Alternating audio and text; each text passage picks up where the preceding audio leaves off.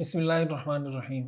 گزشتہ دنوں ہمارے یہاں ایک بابا جی کی ویڈیو وائرل ہوئی، وہ جمعرات کو جو انہوں نے لاٹھی پکڑ کے ایسے فائر والا وہ اشارہ کر رہے ہیں، تو وہاں جو لوگ موجود تھے وہ بتا رہے تھے کہ ایک دفعہ انہوں نے حرکت کی، پھر دوسروں نے کہا کہ یار دوبارہ کریں، ہم آپ کی ویڈیو بنا رہے ہیں۔ اس نے ویڈیو بنائی، پھر جناب وہ سوشل میڈیا پہ آئی اور ہم میں سے ہر آدمی ماشاءاللہ سے اس کو شیئر کر رہا ہے۔ اور جیسے ہمارے ہاں بہت ساری الٹی سیدھی چیزیں شیئر ہو رہی ہوتی ہیں نا، تو کوئی لکھ کے شیئر کر رہا ہوتا ہے کہ ثواب کی نیت سے شیئر کریں، کوئی کہتا ہے لعنت بھیج کے شیئر کریں، اور پتہ نہیں کوئی اویئرنیس کے لیے شیئر کر رہا ہوتا ہے۔ اس طریقے سے وہ چیز اتنی سرکولیٹ ہو جاتی ہے، اتنی وائرل ہو جاتی ہے کہ ساری دنیا کے سامنے آ جاتی ہے۔ ہر دفعہ جب حج ہو رہا ہوتا ہے تو ہماری طرف سے کوئی نہ کوئی نئی حرکت ہو رہی ہوتی ہے۔ کبھی کوئی پتھر اٹھا کے مار رہا ہے، کوئی جوتے اٹھا کے مار رہا ہے، کوئی ارتغل بنا ہوا ہے، کوئی بولنگ کرا رہا ہے، کوئی ایسے گھوم پھر کے ایسے گھما کے وہ بار بار ریپیٹ کر رہا ہے اپنی اس حرکت کو، اور ویڈیوز بنائی جا رہی ہیں، پھر اس کو وائرل کیا جا رہا ہے۔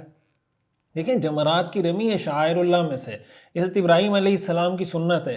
شیطان کو آپ کے چپل مارنے سے یا آپ اس کو فائر بھی مار دیں، بم بھی بلاسٹ کر دیں، اس کا تھوڑی کوئی بگڑنا، وہ تو پتھر ہے بھائی۔ ہمیں جو ثواب ملتا ہے وہ تو حضرت ابراہیم علیہ السلام کی اس سنت کی پیروی کی وجہ سے ملتا ہے، جو ہم ان کی پیروی کر رہے ہیں۔ اور انہوں نے اس موقع پہ یہ عمل کیا تھا کہ کنکری سے شیطان کو مارا تھا، تو اگر ہم وہ عمل کریں گے تو ثواب ملے گا۔ اور اگر اس طریقے سے ہم مذاق بناتے رہیں گے، یہ ہمارا بھی مذاق بنتا ہے، پوری دنیا میں پاکستانیوں کا، پاکستان کا مذاق بنتا ہے۔ اور بنیادی طور پر میں سمجھتا ہوں شاید اس کے پیچھے وجہ یہ ہوتی ہے کہ حج کرنے کے لیے جاتے ہیں، سیکھ کے نہیں جاتے، بہت سارا پیسہ لگاتے ہیں، سیکھ کے نہیں جاتے، جس کی وجہ سے اس طرح کی کوتاہیاں ہوتی ہیں۔ تو اس طرح کی چیزوں کو شیئر بھی نہیں کرنا چاہیے۔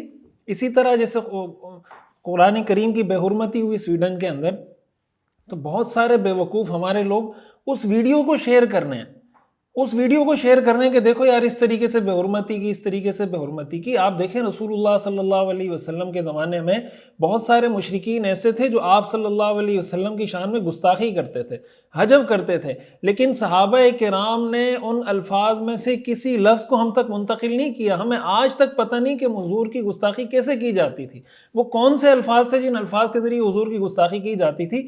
صحابہ کرام نے عملی اقدام کیا، ان کی سرکوبی کی، ان سے جہاد کیا، ان سے جنگ لڑی، لیکن وہ الفاظ ہم تک منتقل نہیں کیے۔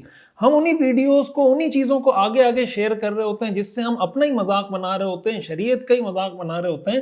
تو ایک تو جمرات پہ جا کے بار بار اس طریقے سے یہ حرکتیں کرنا یہ بھی ٹھیک نہیں ہے، پھر اس طرح کی چیزوں کو شیئر کرنا یہ بھی ٹھیک نہیں ہے۔ شاعر اللہ کا ہمیں احترام کرنا چاہیے اور عمل کو اس طریقے سے انجام دینا چاہیے جس طرح ہمیں سکھایا گیا ہے۔